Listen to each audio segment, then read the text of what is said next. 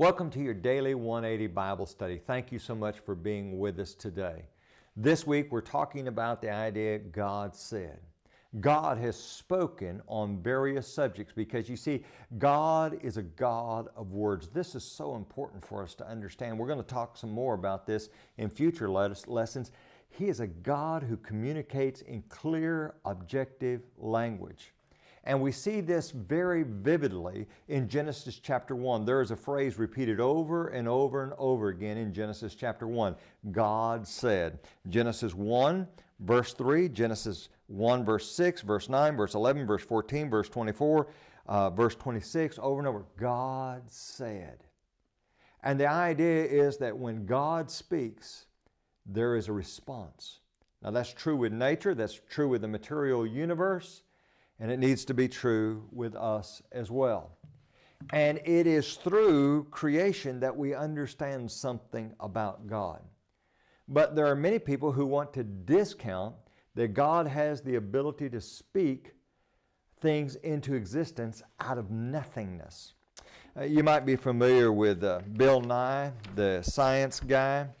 He made these comments, and this was in the Huffington Post, quoting him.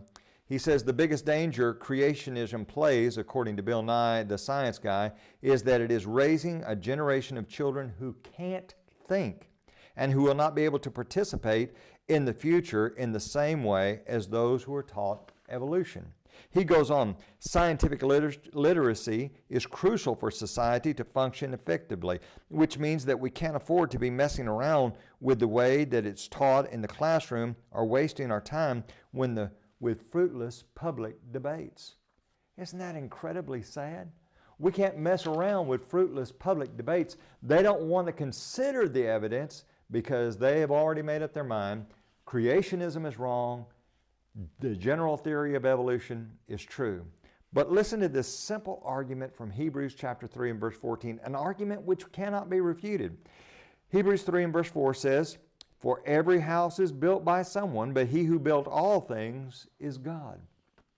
When you drive down the road and you see a building or you see a house, you don't look at it and say, I wonder if that's the result of an explosion.